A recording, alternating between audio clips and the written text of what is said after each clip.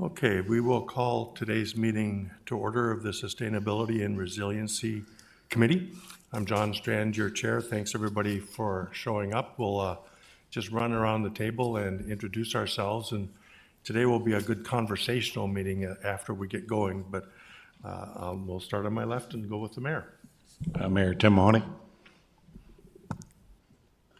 I am Brenda Derrick, the city engineer. Sean Paschke, Key Account Manager, Xcel Energy. And Casey Steele, Public Representative. Bruce Grubb, City Administrator. Greta Graymig, Public Representative. Brock Morrison, City of Fargo. Mark Williams, Fargo Planning. Bruce Tarleton, Inspections Department. Paul Mathis, Cass County Electric Cooperative. Jen Sweatman, Public Representative. Diana Bauman, City Commission Office.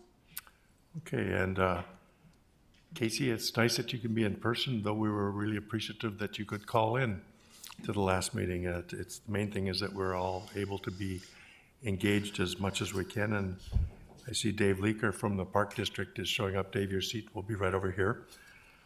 Going on, has anybody looked and found any issues with, I'm sorry, we'll go back. Anything to add or change in the agenda?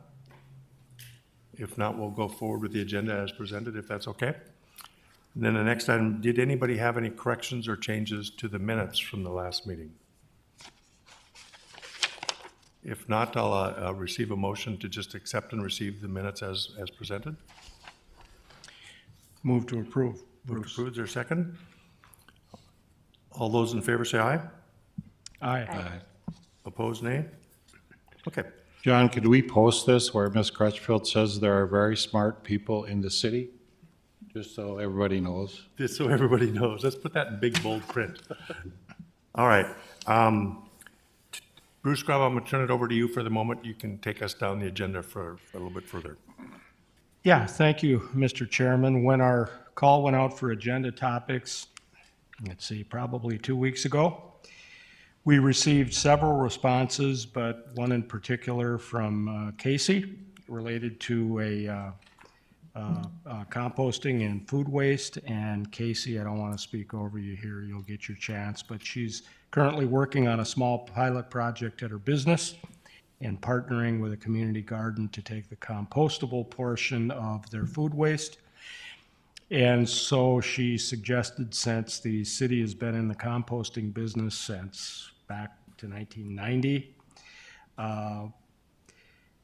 composting primarily lawn clippings and leaves, but over the years we've experimented a little bit with pilot projects, partnered with Microsoft on a food waste composting pilot. A lot of imperfections with that, but we also tried to compost medical waste at one point in time in my career, beet tailings from crystal sugar and all sorts of. So we thought an educational presentation on the city's recycling and composting programs might be beneficial and lead us into some follow-up discussions. So my pleasure to welcome Jen Pickett, the city's recycling coordinator, and she's accompanied by Terry Ludlam, our solid waste utility director, to give us a presentation, and then we can open it up for further discussions if everybody's okay with that. Okay. Thank you, Bruce. And Jen, Thanks, Jen. You have the floor, Jen. Thank you, Bruce. And nice to see you here. Thank you. Yeah, thanks for having me. It's fun to get out of the office and do a presentation. It's been a long time. So we put together a few pages to share about all the different types of recycling we have going on, because it's more than just at home. Ty was very nice and helped put this presentation together, so thank you, Ty. One thing that we talk about when I go out and do public education in the schools or wherever it might be is there is no such thing as away. For example, plastic bags that you might get at the grocery store. Hopefully you're using reusable cloth bags, but plastic bags never go away. We see them stuck on fences, in trees, at the playground, unfortunately. So there is no such thing as away, especially for plastic bags. It has to go somewhere. Back in 1990, the state of North Dakota introduced what they call waste reduction goals for municipal solid waste landfills and cities. So what Fargo did at that time was introduce a program with recycling drop sites for residents to bring their recyclables to. They're available 24/7. And to date, we have 20 of those locations throughout Fargo, from way north to Deer Creek. And we have a new one in the works, I believe. So at those drop sites, there are containers for newsprint, magazines, beverage cans, vegetable cans, plastics, numbers 1 through 7, glass bottles and jars. Of course, the big one is cardboard. And in 2020, we collected 3,500 tons of materials from those 20 drop sites. So the material we collect at the drop sites is brought to Minn Kota Recycling downtown, and then from there they process and ship that material off to various markets for it to be recycled.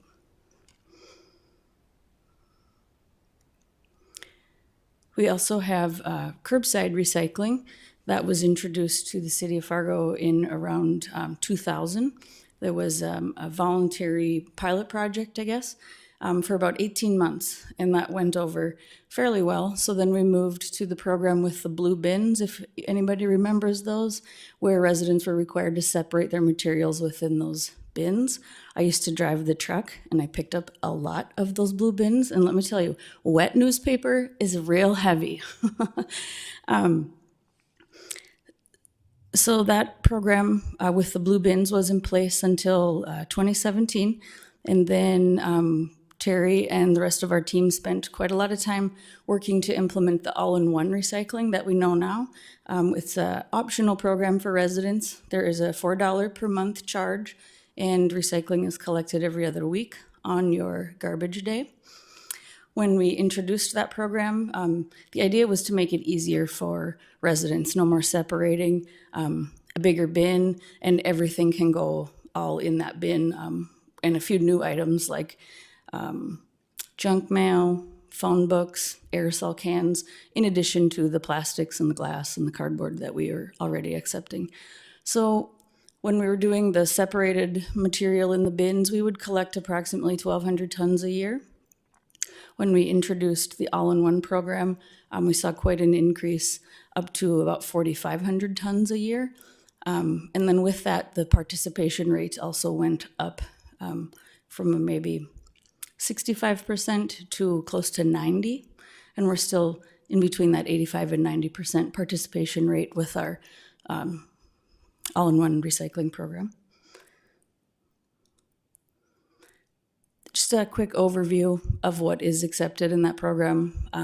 Cartons like juice or broth cartons, milk would be accepted. That's a new item. And then, like I said, the office paper, junk mail, and the aerosol cans, besides the cardboard and cans, newspaper, magazines, glass, plastic.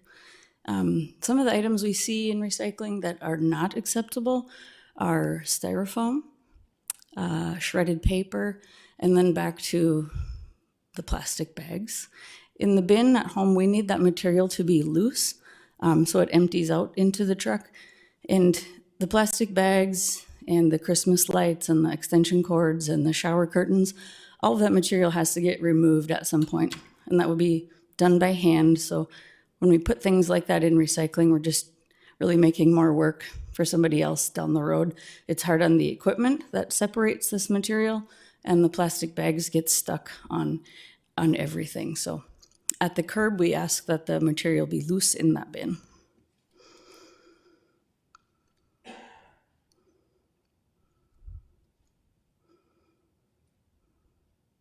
Just to kind of give you a visual, the recycling from drop sites, the 3,500 tons is equal to the same weight as 3.5 Eiffel Towers.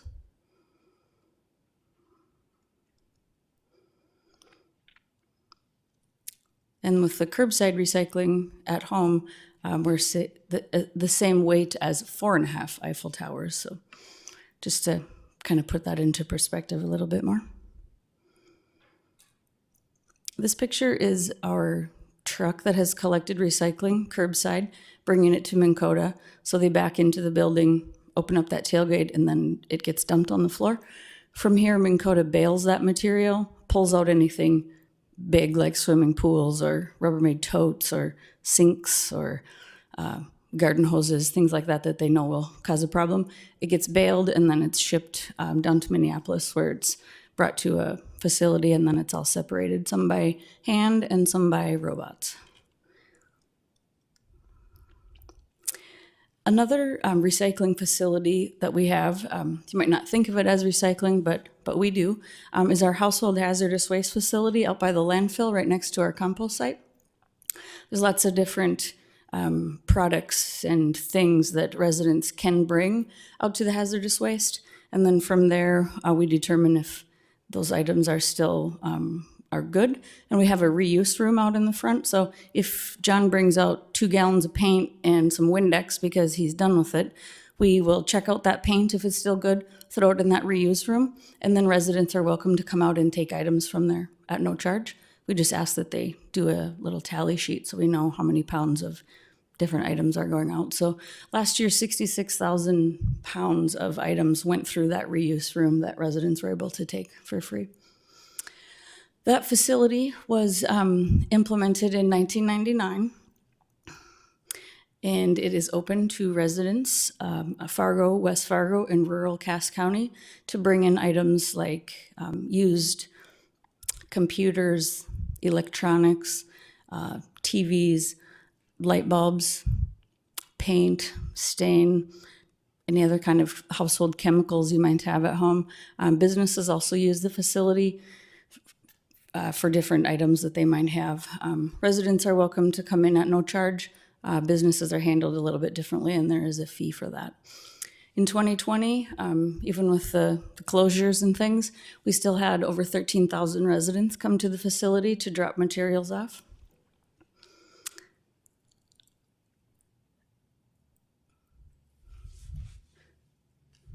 I might have told you wrong there about the 66,000 pounds. Okay, no, that's fine. Has anybody been to the hazardous waste or used that facility at all? This is a very busy time of year, so the doors pretty much just stay open right now. Everybody's cleaning out their garage and things. In January of this year, we worked to open the residential transfer station at the Fargo landfill using an existing building and making it a place for residents of Fargo to bring items at no charge. The specific items that we can accept there are non-freon appliances, cardboard, anything with scrap metal, like you can see that ladder being tossed into the bin, or like a bed frame or patio furniture, ironing board, anything that is scrap metal, we're separating those items. Residents are also bringing out a lot of cardboard, so we have another bin for cardboard. And then they can bring out large items if they have a way to haul that old mattress or couch or just extra bags of household garbage. They can bring all of those items out at no charge. The idea kind of behind this was to keep the metals and the cardboards out of the landfill because they're both very easily recycled. And the reason that should be buried, we should save that precious space for actual garbage in the landfill. So January 1st was the first day that this facility was open, and through April we've had almost 2,000 residents come out and drop off materials. 262 tons of garbage, so the mattresses and the broken dressers and things like that. And then between the scrap metal and the cardboard that we've been able to separate, 37.5 tons in just 4 months. So we're really excited about this program. Keep trying to get the word out and let residents know that this is free. They just need to bring the material to us, and then we do have somebody in there as much as we can to kind of help educate and let people know the metal goes here and the cardboard goes here. But it's been going really well, so we just kind of anticipate those numbers to keep going up as time goes on. Okay, a little bit about composting in Fargo. We have a 7-acre compost site that's located across the street from the landfill and right next to the hazardous waste facility. Back to 1990, when we talked about the state of North Dakota and the waste reduction goals, which, by the way, our goal now is 40% each year. They also wanted us to look at yard waste. So we discovered that about 5% of the garbage coming to the landfill was yard waste, and that could be easily managed through composting. So in 1990, yard waste was banned from the landfill, and the 7-acre compost site was developed. At 12 of those 20 recycling drop sites I mentioned earlier, we have the roll-off containers for residents to bring their grass, leaves, garden waste, any kind of yard clippings, things like that. So we stay very busy keeping those containers empty and bringing them up to the compost site. The compost piles are managed by landfill staff and then turned as they need to be. Eventually the material is screened and then given away to residents, also to like the Fargo Community Gardens, I think it is, have several locations, so they call us and we bring them a load of compost when they get ready to do their garden. And then it also gets used for cover at the landfill. So in 2020, 235,548 tons of yard waste were diverted from the landfill. And the compost that we give away to residents kind of goes throughout the summer. Specific days and times residents can come to the compost site, and then we have somebody there helping to load up for them, or they can do it themselves. And a little bit on food composting. In the past, we worked with Wenck and Associates, engineering firm here in Fargo, and had them study the feasibility of food composting and what some of those challenges might be. Through that study, they basically recommended that it would be cost prohibitive. Some of the challenges that would come with that might include storing or staging the food waste until it can go into the machine. I apologize, I can't remember what the name of that specific thing is, but cause an odor, obviously, and then keeping the vermin away might also be a problem. When the food waste goes into the landfill, what that does is help break down all of the garbage into gases that we capture. All the CO2 gas is captured from the landfill and cleaned and then destroyed. Other gases that we capture at the landfill are sent to Cargill, a sunflower seed processing plant to the west, and they use that gas as a heat source. And then other landfill gas is also used to produce electricity.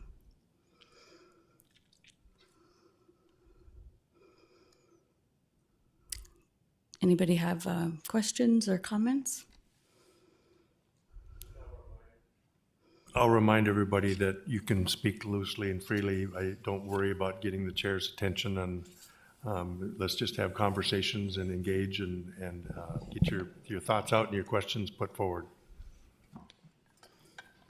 We heard at one time that Coda was having a hard time getting rid of some of their product. Did that drive the price up of recycling? I thought that one time we were making money on it, and now we're having a little bit difficulty with that. Well, there's two different scenarios at Minn Kota. The material we collect from our drop sites is already separated, so we bring that to Minn Kota, and then we do get paid based on market prices and the market share from the cardboard and the cans. And there's not any problems that I'm aware of recently in them marketing those materials. The material that we collect curbside from the residents, that's why there's a charge for that to help offset that processing fee that we pay at Minn Kota. So the curbside material, we get a little kickback. The other material we pay to send to Minneapolis and have processed. I heard through the pandemic, a lot more people were ordering from Amazon. So did our cardboard count go up? Lots more cardboard, and very slowly the prices are coming back on cardboard. So been about 7 months where it's been climbing and climbing. So it is getting better, yes. But lots more Amazon boxes. I'm guilty too.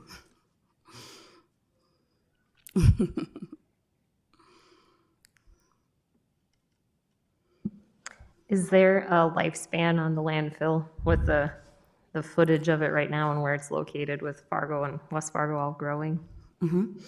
I believe the current landfill that we're in, we have 5 to 7 years. Yeah, probably 3 to 5 now, yeah. 3 to 5 years in the current landfill. Terry and other people in our department are working on a reclamation project for the old landfill on the east side of 45th Street, and basically digging up the old garbage, because when that was used for a landfill, there was no rules from the state of North Dakota, so there's no liners. So digging up the old garbage, putting the liners and the well system in, putting new garbage, old garbage, new garbage. There's quite a process for it. So when that project is complete and we're bringing garbage over there, then I think we will get another 20 years? 25 years? And I know there's long-term plans kind of being talked about what will be the next move after that 25 years. So, Do you recommend us buying some land, Terry, at some place we can eventually do another landfill?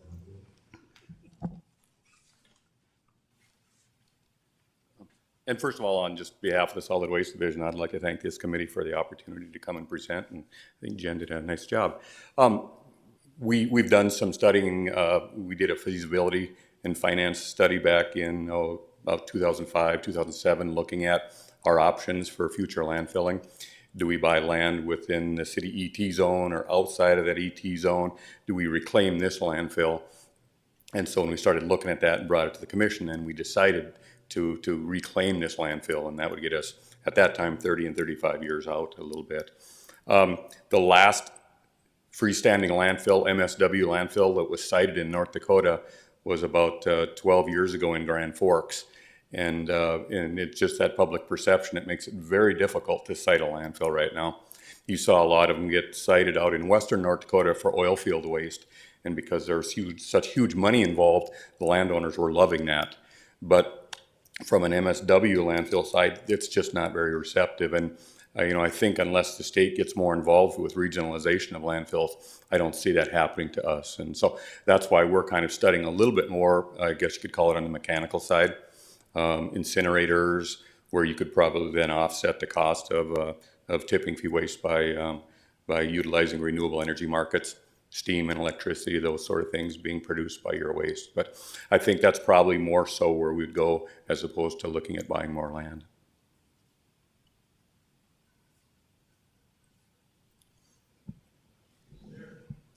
Is the border between North Dakota and Minnesota a barrier with your work, or is it a regional approach that we're all in the same boat? No, it's definitely a recognizable border. There's a couple of things to factor into it. Number one, North Dakota and Minnesota are in different EPA regions. And so just from a tracking standpoint, then those two regions don't always talk to each other. The other side of it is a waste control. Waste control turns into revenue and finances. And so when you start looking then, the city of Fargo currently has an ordinance in place that says any waste generated in Fargo has to remain in Fargo. Part of that is from a revenue standpoint, part of it is for a pollution liability standpoint. But they're exact same scenarios in the state of Minnesota. So Clay County, any waste that is generated in Minnesota has to go to a Clay County landfill, first of all. And then along with it, there's also laws in Minnesota that talk about, so in Perham, there was an incinerator that was put into place here probably 8 or 10 years ago. And so the state of Minnesota helped pay for part of that. And so as part of it, they put some laws into place in the state that said that any MSW waste within this area, first of all, has to go to the incinerator, then it could go to a landfill. The problem was the tipping fees. The tipping fees are almost triple for an incinerator compared to, we're at 43 tons right now at the City of Fargo landfill. The incinerator at Perm is at $120 a ton, and they're probably losing money. So all their smaller communities and some of the smaller entities, they have a difficult time paying that higher fee. So they kind of try and sneak it around to landfills. And so the bottom line is, yes, there's a number of laws, county laws, state laws, EPA standards that definitely recognize those state lines, and I think it'd be difficult to overcome. We do have an agreement with Becker County of Minnesota to bring that waste here currently that's in place, but otherwise there's really no sharing of waste back and forth between those borders.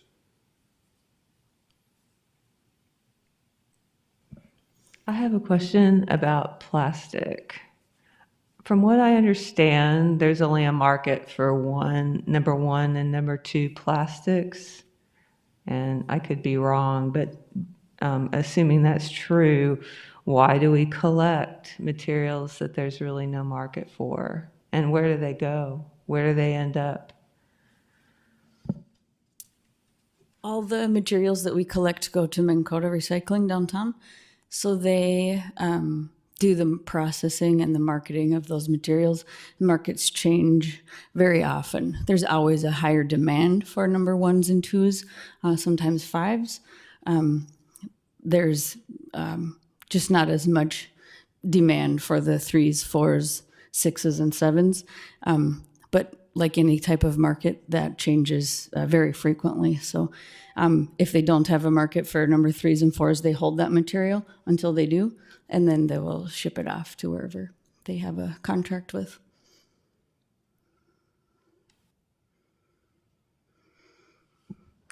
Are there plans with this reclaiming the site across from 45th Street to do like the methane capturing and all the other things that you do at the current landfill?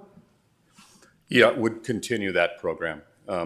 And so, our current gas studies kind of show that as soon as MSW is put into place and then it's covered and it goes anaerobic, you can get about 30 to 40 years of gas production. And so, and again, like Jen had touched on a little bit, is we're using that as a renewable energy source and as a revenue source for the city of Fargo. And so we're currently utilizing, like you mentioned, to go to Cargill, and we create electricity and sell that to the folks at Cass County Electric. And so now we're getting larger well fields, and so we're looking at other opportunities. We continue to explore different markets and things that are applicable. One of them that we're looking at right now is we're already conditioning that landfill gas to the condition of natural gas, and if we further compressed it, then we could actually use it as fuel in our trucks. There's some other federal tax attributes that are out there too that make that real desirable, because they'll actually pay you for some of these credits of utilizing a renewable energy product like that. And so we're looking at that in pretty much in depth. There's some significant upfront costs with that, but again, you can get a pretty good clear return, and especially if you can plug that in for the next 30 and 40 years. And so that also kind of starts to touch on just one other thing that I would expound on, and that was talking about the food waste composting program. When we had Wenk look at the advantages and disadvantages of composting food waste, it wasn't just what you were just looking at was incorporating it into your yard waste, but we were kind of concerned about if we remove all the food waste and that wet debris from our MSW in the landfill and it dries out, do we still get this high quality gas coming out? And that high quality gas that we want to sell and make money on. And we were kind of concerned, thinking, no, we're going to start losing that breakdown. And what we're really after is methane. And so the breakdown of MSW creates methane. And from a greenhouse gas standpoint, that's about 25 times more potent than CO2. So if you compost food waste, the CO2 just escapes into the atmosphere. If we put all of that into the landfill and we capture 100% of it and then we destroy it, we think we're making a better overall green footprint than by doing the food waste composting. So that was one of the major advantages. And then also most of the food waste composting sites that you see, they have some difficulties in the cold months. We can certainly figure out how to compost food waste in June and July when it's warm, but what do you do with all that debris in January and February, collecting from the store side and actually using it out at the site? It just creates some difficulties in our cold temperature climates. So, but again, those were all things that we kind of studied at one point in time. And again, solid waste is always evolving, and we're always looking for new technology. And so we're speaking in-house a little bit. We think it's probably, here we are 13 years later, it's probably time to team with the engineering company again and say, are there new technologies out there? Are there new thoughts on composting food waste? Is there something that could be to our advantage to do that again? So we'll probably be bringing a study like that forward soon.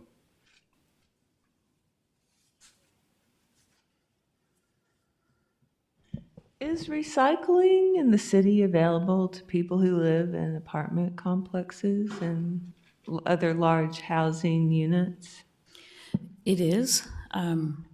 We have about 200 multifamily dwellings or larger apartment buildings that have recycling, and then we have a handful of condo associations and other 10, 12, 20 unit complexes. There's a few more challenges. Space to put a container, the willingness of someone to pay for the service, the accountability. When you have a 100-unit complex, you have maybe 150 people using those bins, so I don't know who's putting the garden hose in there. So it's just a matter of education. And the biggest thing, like I said, is the space to put containers. But it's definitely available. It's kind of up to the property manager or the owners of those buildings to reach out to us, and then we can work with them in getting that implemented.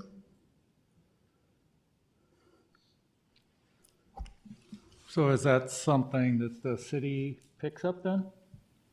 If we place the bins, then we do the collection as well. Mm-hmm.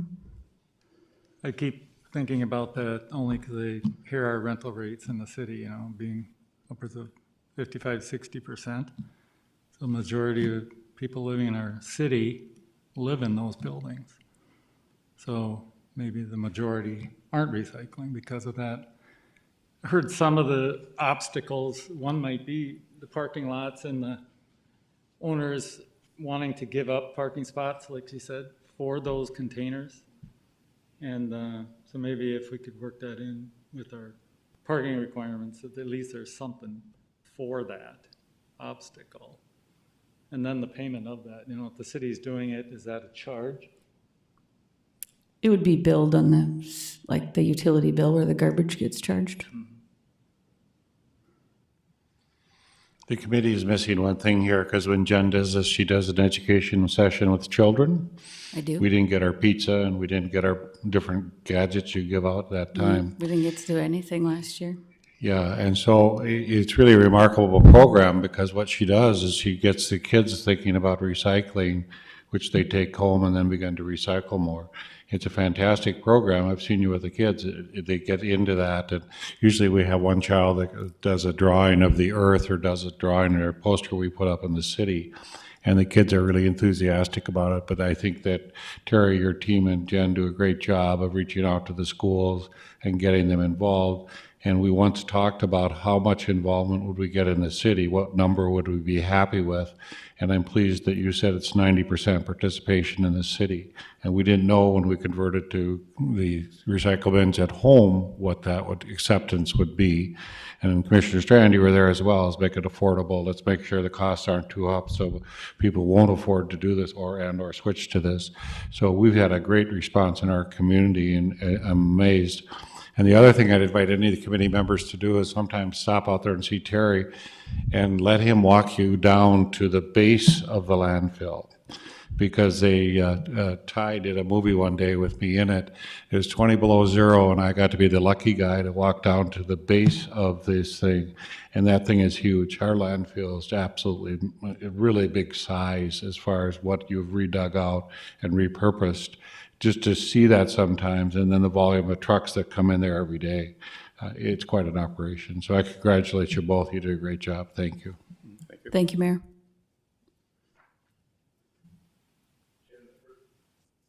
First time I met you, Jen, I was with the plastic bag task force that was organized across the river.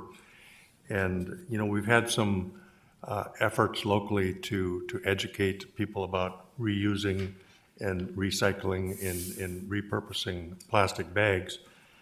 Meanwhile, since then, the legislature, I think, preempted us from ever acting, like we can't ever ban them in North Dakota. What's the result we're getting? I know it's not just that, but are people getting it now? Are you seeing fewer plastic bags up in the trees and on the fences, or is it still just a behemoth problem? Honestly, yes. I haven't seen any less plastic bags. What I think a lot of people don't know is that wherever you get that bag from, the grocery store or Target or Walmart, all of those big box stores and all of our local grocery stores, Fargo, Moorhead, West Fargo, Dilworth, they all have a take back program. So the bag can go right back to where you got it. Sometimes you have to look a little bit in the entryway to find those containers. And I know they were kind of not encouraging that through the, majority of the coronavirus, but I know that the bins are back and available now. So that's what I try to encourage people. If you don't have a cloth bag, I can give you one. And if you take a plastic bag, reuse it for something at home. Don't just, that's how they get into the trees and the fences. And it's a problem at the landfill on windy days, of course, along, flying paper and bags. So we work really hard to keep the landfill looking good for our neighbors and the community. But there's always room for more education about plastic bags. Do cities ever recycle plastic bags, or does it have to be kind of from the source back to the source? Like, as you said, in the grocery stores and big box stores and such. Back to the source. The city doesn't have a recycling facility. What we do is the collection of recycling, and we have a contract with Minn Kota for the last 20 years or so. They process, handle, market, ship, all of that material. So I don't know if they're interested in getting into the plastic bag business. We looked at it to do it at our drop sites, but finding a container to keep them in with the weather and the wind and was difficult to find something. So that idea kind of went by the wayside, and then the collection and the storage and the baling, and then to ship it somewhere and find somebody that wants them. So there's two big programs. Trex, they make the lumber, composite lumber. A lot of that is made from plastic bags and or milk jugs. And then there's Earth 911, who has the containers at Hornbacher's, and the Cashwise has the bins that go to Trex, I believe. So those are the two big ones that I know of. I see a lot of packaging that says using a TerraCycle facility. Are you familiar with that? Or I don't understand exactly what those are or where they are. I know we don't have one around here, but it seems like more exclusive packaging that could be recycled, but involves numerous steps to do so. I think I know what you're talking about. It's a little bit deceiving because a lot of items have a recycling symbol on them. So it makes everybody think, oh, I'll put that in my recycling bin. It's probably just an indication of what type of material that plastic is made out of. Like we talked about earlier, there's numbers 1 through 7, and those numbers tell us what kind of plastic it is or what it's made out of. So just a recycling symbol gets put on a lot of items, and it doesn't necessarily mean a lot, unfortunately. Recycling is different in every region across the United States too. So something that's recyclable on the West Coast might not be acceptable here in Fargo or in Minnesota. So the recycling symbol is a very general, broad thing that gets put on a lot of products.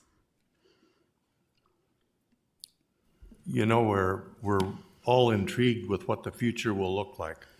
And we can certainly kind of envision autonomous vehicles and flying drones and all these things. I don't know. Help me understand, what will garbage and management and recycling look like in our future down the road? How much will it change? I hope that it will keep increasing, and we'll find new outlets for things, and doing programs like we are at the landfill with the cardboard and the scrap metal, just keep increasing awareness and educating people. The closest MRF or material recovery facility where our curbside material goes is in the cities. So I would hope that in time we would see one of those come closer to us in this area.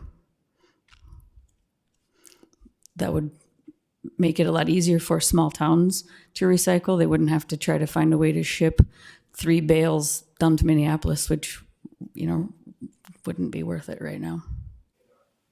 And are there technologies to like dissolve plastics or affect plastics? Is that stuff happening in different arenas that will have completely different science approaches to the materials?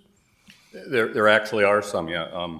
About a year and a half ago, there was a plant in North Carolina that brought forward some technologies and put it into production. And that's exactly what it does. It'll take solid state plastics or rigid plastics, and it reduces them back to a usable fuel form, actually.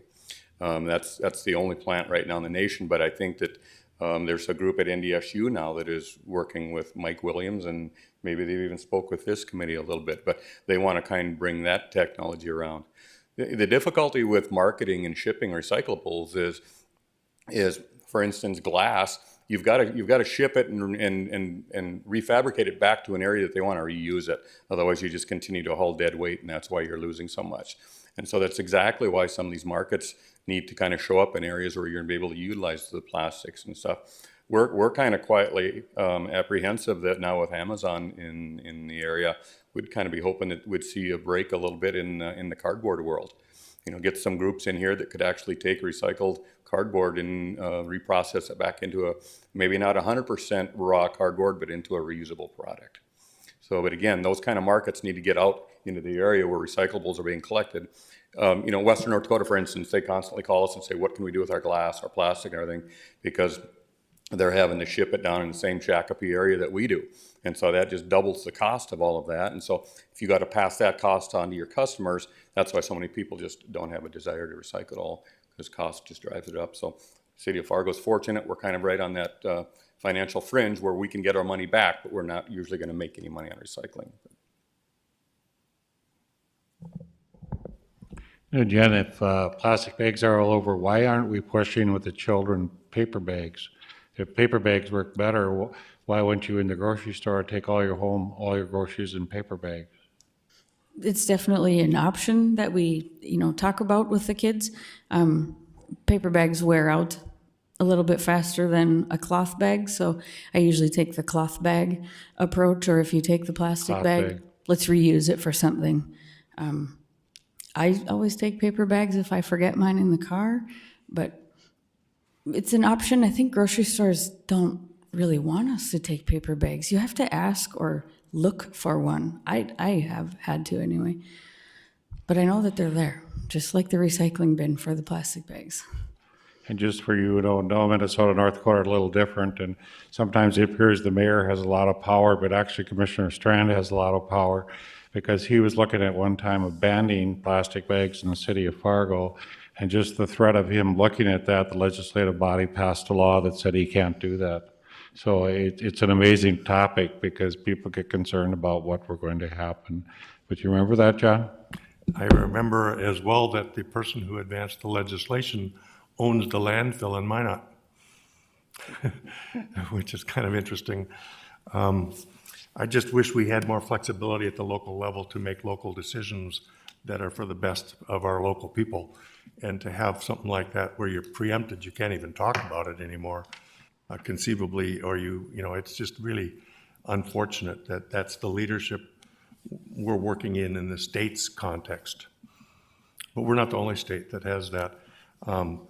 This is really great information. It might seem routine, but it's not routine at all what you do and the impacts and the results you get for the greater good. Is there anybody else before we, just to wrap up with this, with any questions or comments? Feel free to, because then we're going to go into a general discussion. I have one more question. How big a problem is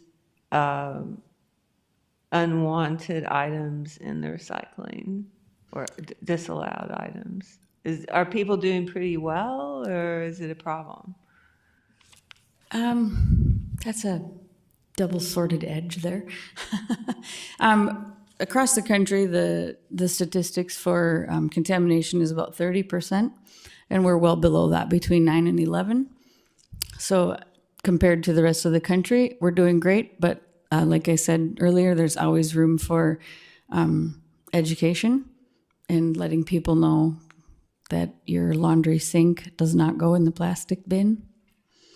But we are doing good. We try to label everything. We have signs out with QR codes at the drop sites, keep our website information updated. So it's just a constant process of keeping that information out there for people. I've heard about a lot of problems with recyclables being rejected because of contamination with food residues or other types of organic contaminants. Are people supposed to wash their milk jugs and bean cans, or does it just go in as it is? I was never clear about that. I don't think you need to wash the milk thing with soap and water, but give it a quick rinse. Put the cap back on, crush it down, and throw it in your bin. Just for your own bin at home, if you have one, rinsing those things out would kind of help keep some of the pests away, should we say, in the warmer months. It doesn't hurt to just give the tomato soup can a quick rinse before you throw it in the bin. But general rule of thumb would be to just rinse. You don't necessarily need to wash.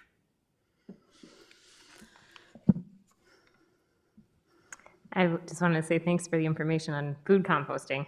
When I had emailed Bruce, I had told him I'm terrible at composting because I don't keep up on it and it requires maintenance and routine work. But it's good to know that my food waste is doing good and being captured for energy use. So that was exciting to hear. Yeah, thank you. Casey, connecting to that, I grew up on a farm where sometimes your food waste might be an entire potato bin where a crop has gone bad or something. How do people do that where they have really large, massive amounts of crop or food from the fields what do they do with them? Sugar beets, there's examples of little, but does anybody benefit from them at all or use them or turn them into alcohol? I suppose you can turn it into like ethanol maybe, or I don't know. I don't. There's actually a company that they just started a plant in Grand Forks here in the last couple of years, and they're actually utilizing beet tailings and pulp for ethanol. And so they had come and visited with us at one point in time to look at some land there west of the Fargo landfill, and that's what they wanted to utilize there also was byproducts, biomass, they call it, coming off the fields, and then possibly utilize some of our landfill gas for an ethanol plant and renewable energy site. So the technology's out there. Mike Williams used to always say, if it smells, it sells. I think if I remember right. Anything else? Thank you very sincerely for this great presentation. Thank you. So, Bruce, I will let you introduce our next topic because it was a communication from one of our members sitting at the table and kind of throwing us a challenge to think about as we're going forward. Yeah, great observation. Excuse me. But little history, excuse me, back on, it was actually, speaking of Commissioner Williams, former Commissioner Williams, it was March 28th of 2005 when the City Commission created kind of the precursor to this committee. It was called the Renewable Energy and Conservation Committee at that time. And there was a purpose established for that committee, which was to make recommendations for increasing energy conservation and the use of renewable energy to the City Commission, utilize those in city operations. And there were some actionable items that came out of that committee. Some that came to mind as I was thinking about this, the hybrid buses that we use in our public transit system, the hybrid vehicles that we use in some of our city fleet vehicles, and then the use of biodiesel as a blending fuel that we utilize in all our heavy equipment. And so some good things. And so the question's been raised, now that we've reformulated, what's the purpose of this committee? Is it just to look at the types of things that we saw today and to try continually tweak and improve those things, in the effort to further reduce emissions, increase efficiency, the use of renewable, those type of things? Or to think sort of bigger picture, such as, complete retooling of systems as we look forward into the future? It's going to happen. We all know it's going to happen. And is that a reasonable conversation for this committee to have? As I thought about that, in my opinion, I came into this committee thinking it's both of those things. And as two elected officials, Mr. Chairman and Mr. Mayor, not quite sure what you had in mind, but it'd be interesting to hear from the group because, 25, 40, 50 years from now, systems will have changed. And should we be having those discussions now? So there's my intro. And Greta, do you mind if I call on you? Because you planted a question and a seed with your communication to us that I'd like to set the right context for us in the conversation we have. You were challenging us about where we're looking and how far we're willing to look in the bigger pictures. I'll let you say, if you wouldn't mind. Well, I think I'll just be repeating what Bruce said, but yes, I was just asking the question about what are we here to do? And I think it came out of hearing all these presentations where I thought, well, it seems like things are being done rather well. And so with regard to the recycling, how can we incrementally change that to make it incrementally better? And maybe we can, but it just occurred to me that another part of envisioning how to increase sustainability and resiliency would be to try to imagine how overall systems might need to be completely dismantled and reconstructed. And I guess I gave this is going to sound controversial maybe, but when I did a lot of looking around, read a lot of articles that were conjecturing what 2050 might look like, so less than 30 years from now, and almost every single article mentioned water. And it just occurred to me that we waste enormous amounts of fresh water with our sanitary systems, which are fantastic, and they've solved a lot of problems for modern societies, and we're grateful to have them. And yet, going into the future where we envision extreme water shortages, will we be able to justify the way we handle our sewage? And that's just one example. I'm not saying we need to discuss that, but it's an example of how you might look at a system and say, this whole system needs to change, instead of just making incremental improvements. And that was just my question to John. And I love that question because since you sent that message question to us, Greta, I've been looking around everywhere I look and I'm seeing systems and ways we're using fresh water constantly in ways that are just maybe grand, but not necessary. So the question basically boiled down to how big do we think? Do we reinvent big systems? Do we give ourselves permission to think about things like fresh water? And how will our community down the road, how will we have anticipated those changes? The shortages, the demand, the need, the prioritization of fresh potable water versus non, I think that's a really critical question. Imagine if we go 50 years from now and we go, we didn't do anything about it. And then we're stuck where we're stuck, but maybe there are ways we can locally prioritize the preservation of fresh water that's been, I'm curious your thoughts on this. And the question that really we're surfacing to you all here is, what do you think we should do? If it's a matter of just showing up and catching up and getting apprised of what we're doing now and going, you're doing a good job. That's one thing we can do, is informationally sharing. But then on the other hand, we really gathered some stakeholders around the table that if we put our heads together and focused on a task that we decided to do, we could have a really major change or impact if we chose to. So what are your all thoughts on what is our role? What should it be?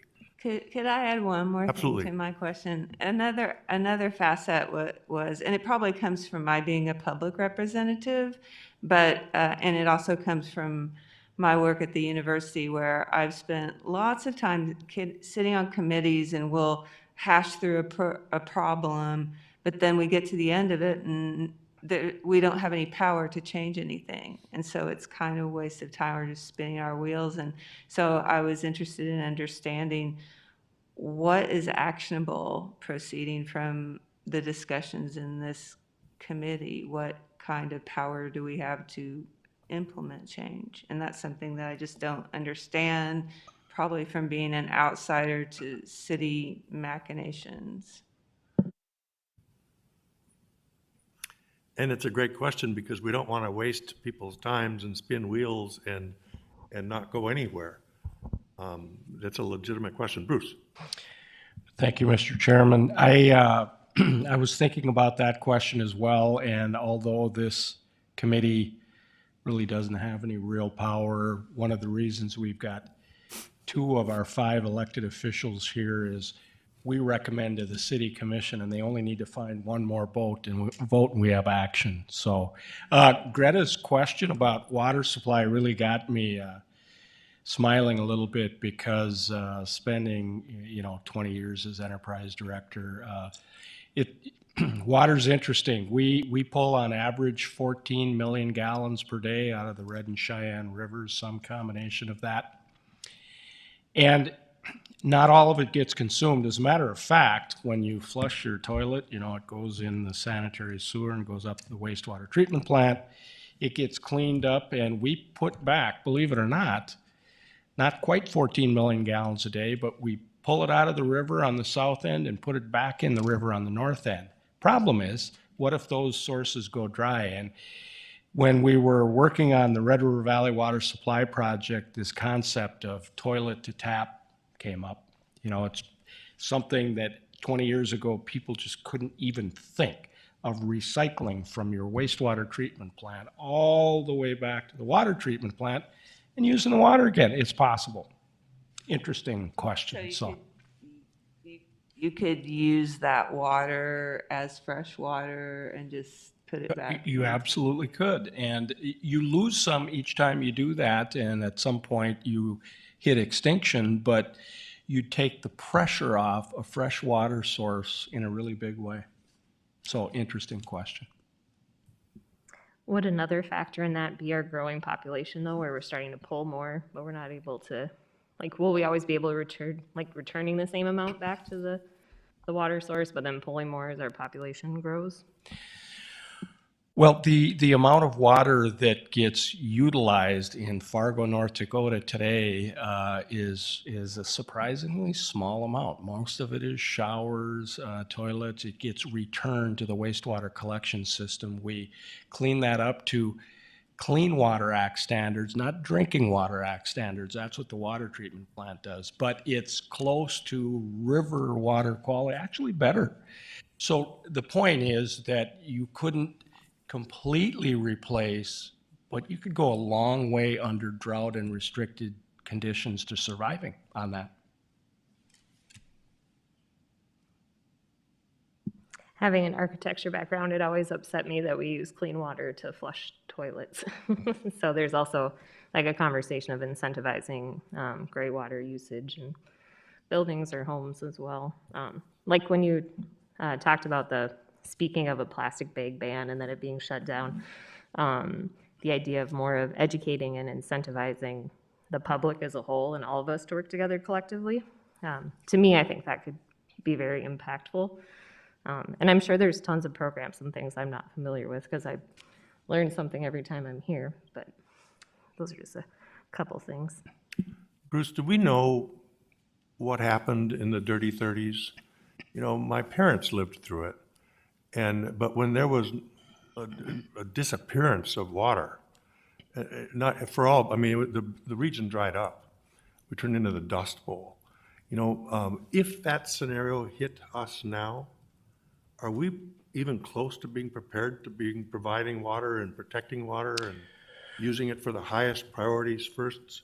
Thank you, Mr. Chairman. Our drought management plan, we do have a prioritized, now, tough call to have to make when that happens. We haven't had to do that since I've been here, hope we never have to. But the reason we're looking at the Missouri River as a drought-proof water supply is in the dirty 30s. All the modeling that's been done says in the state of North Dakota, that's the only reliable source of water. It's got 95% of all the surface water in the state. So, but we do have a drought management plan that has 4 phases, and within each phase, and it's based on measured Palmer Drought Severity Index, Standard Precipitation Index, stream flows and reservoir levels that feed those streams.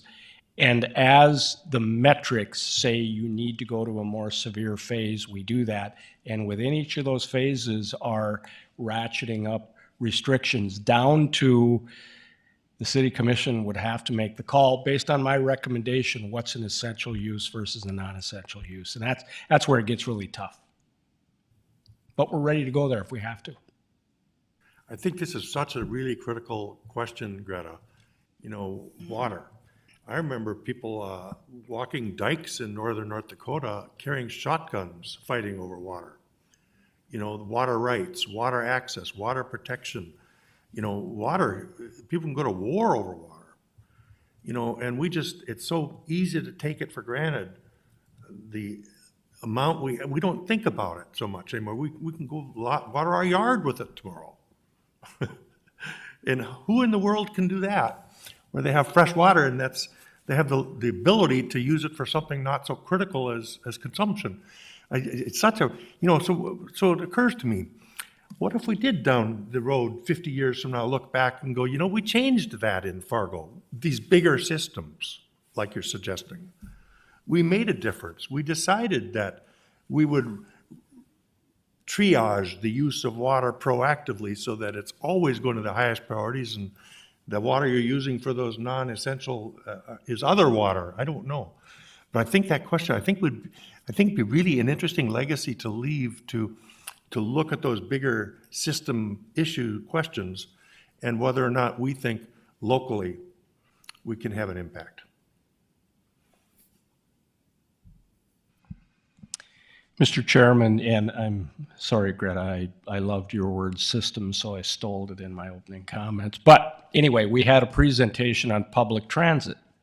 Now there's a system that I can see in the not too distant future possibly being completely rewritten. You know, the way we operate today with defined routes and stops and maybe not real great ridership versus what autonomy might do, and is there ever door-to-door service? Who knows? But there's an example of a system that you don't have to be too forward-thinking to probably reach a conclusion that, yeah, that'll change.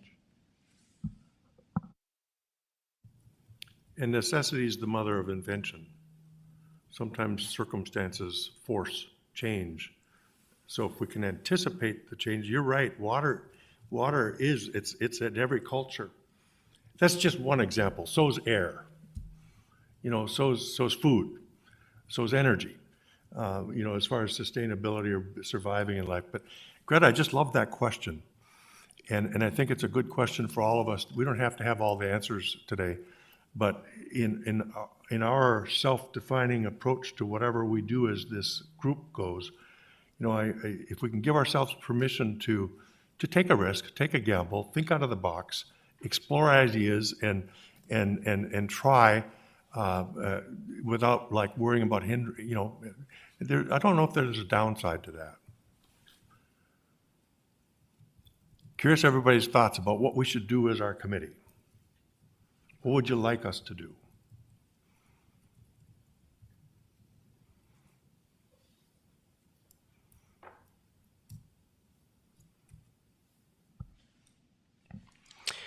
Mr. Chairman, and I apologize for all these presentations, but I do think sometimes you don't want to make decisions out of ignorance, so education's really important.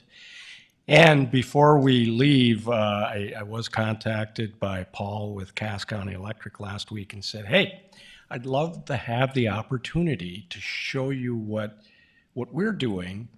This is in regard to sustainable, renewable fuels and those type things. So if everybody's okay, would you mind if I drag you through at least one more presentation and give Paul a chance in June to show what maybe one of the bigger utilities is doing? It might be interesting. Paul, you okay with that? Another thought in my mind is we're starting to gather a sense of who else in the country is doing anything like this. And we've gotten a handful of other cities that have created similar type groups, and maybe we'll start seasoning our discussions with some modeling or listening to others who've been down this path in other places. And I always like to learn from other people, see what they've done that works, see what doesn't work, and we might also start including some of that into our approach here, just to stimulate what we can do locally. But we need to have like Bruce is saying, we need to have a foundation from which to begin. Informationally, to know we're already doing a lot in Fargo. At least we're not apologizing for our city that we're so far behind the 8 ball, but we need to have a sense of what we are doing and what our needs are. And then to have the schools and the parks and the electric utility companies here, we really have the ability to advance concepts and change. Mayor, were you, I thought your hand was going up there. Okay. Anything else for the good of this discussion, just about us? We're going forward, and today's gonna be a little shorter meeting, but we wanted to have that round table question of what is our purpose here and what you want it to be, not just listen to one or two of us. Chairman, it might be nice sometime to hear what the schools are doing and the park board's doing. I know Dave Leaker's always worried about water for Broadway Square, so it must be a cost or something. But long term, what does your board pick up as what are your commitments? Because you truly have a lot of real estate in areas out there. Is the board committed to do certain things in the future? You have the same issues we have, taxable buildings and how much we can pay for different things. But are you too looking at that as well? And I noticed Bobcat had a Bobcat sear loader now that you can run remotely. You don't even have to put a person in it right now. You could just drive it from your car or something else, right? I mean, what are we doing as organizations on this particular issue of sustainability? I told Bruce I wanted an electric car for the mayor, and he kind of coughed at that because I guess Teslas are pretty expensive. But I mean, what are we as a team making commitments? Are we going to add electric vehicles? Are we going to change some things over? Government is really into this, but we as leaders have to make decisions about significant investments and significant things. I'd be a little curious at the schools and the park board, do they have that same commitment, or are you guys wasting fuel like crazy? You don't really care what happens, or is there a commitment by the committee or by the school, by the park board as well? Yeah, no, I mean, there are some things we can do, and I mean, we're looking at, more native plantings around town, native grasses that require less mowing, less maintenance. We have our sports fields that are, the higher end turf, the golf courses, and those are tough to do. A lot of the schools and the parks, we're looking at, artificial turf, just maintenance reasons and rainouts and everything like that. But yeah, there are some things we can do, with some of our parks and the native plantings and, less mowing, less watering, less fertilizing, and trying to cut back that way.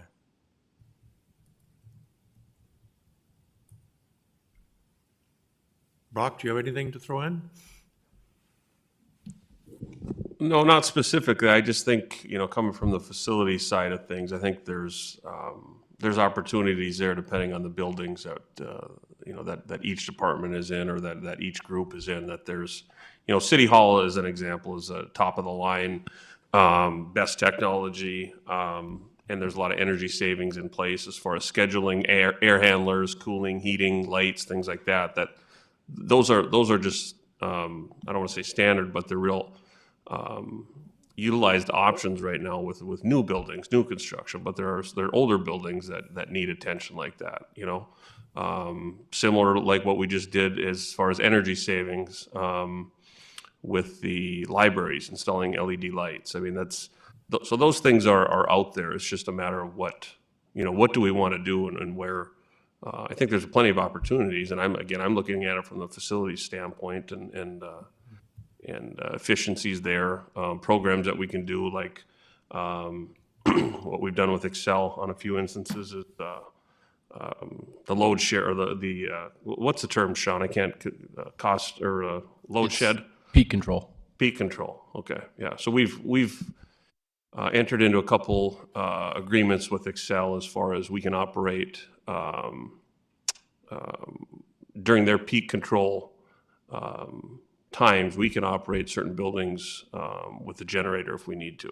So over the year, and again, it's not directly related to electricity production or efficiency, but it's a savings as we're paying less each month in rates. And then if there is a peak demand, we're off the grid basically, in a sense, and we're that electricity or what have you is being used elsewhere. So there's programs and things out there. It's just a matter of what we want to tackle. So we've all just been through a really major shift, a disruptive shift with the pandemic. And if you think about the change that's evolved just in the last year in the way we do business, in the way we operate, and all the paradigm shifts that have happened that were forced by a pandemic, but something like that, so some of those disruptors are going to come to us if we can precede them and anticipate them and know proactively. Like we got that already. We're preparing for resiliency for flood protection. We're preparing for resiliency for droughts. But all these other things in the middle, these are things to, when you're sitting at home thinking about them, what would those disruptions be? How prepared are we for them? And what will be different on the other side? And maybe if we can get ahead of some of those anticipated or required changes, we'll have contributed some value to going forward. Because the things will come. I remember when I was a kid growing up, this one guy from way out in western North Dakota talked about how he landed in Grafton, North Dakota. It's because he went across the state during the dirty 30s until he found something green growing. There was nothing growing anywhere. There was no moisture. In North Dakota, the breadbasket of the world. So those disruptions can happen. And the more we're anticipating that we're going to be prepared for those extremes, the more we'll really have had a value, potentially, like water. And I think to add to that point too is we can all look at what happened in the South this winter with Texas and what they went through, and that's, again, it's a resiliency and sustainability. Is something that we could look at as far as how prepared are we. Obviously it's a different climate and a different weather situation down there that they endured, but on the flip side, where are our potential issues or restrictions? Okay. Anything else for today? Well, just following Yep, go on ahead. from that, and maybe this could be a potential topic for a presentation or discussion. It's motivated by what happened recently with the cyber attack on the pipeline and on the East Coast. I'm wondering how vulnerable are Fargo public utilities and facilities to something like that? Have we thought about that? It's a really good question. All of our systems, can they be hacked? And can services be disrupted? Probably now we know they can. Bruce, let's put that on our topic list of future topics. Love to.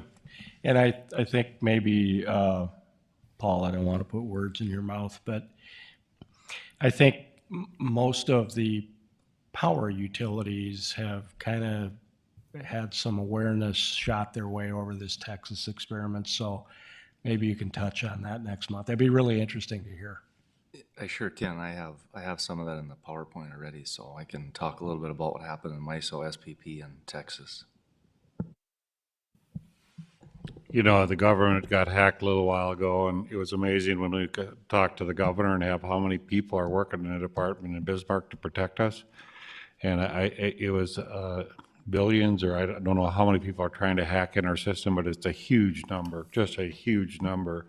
And they have programs to get rid of most of it, but they still have at least 20 people working daily trying to get rid of the other ones that are close to getting through. So it would be interesting. I'm sure the power grid companies, I mean, you guys got to have some security that's unbelievable to protect us from that. But the other thing, Brock, might be interesting is what is our protection if we had a bad blizzard? You know, because in Texas, that's really what happened. They didn't have the power grid to what they could do.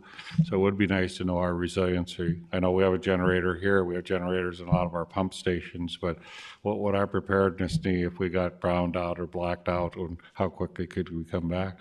So it might be two parts of that, Bruce, is it might be the cyberspace issues that we have, and then the secondary issue of, well, how protected are we grit-wise to if we had issues? And mine would be if we had a flood and we need power, what's going to happen? So,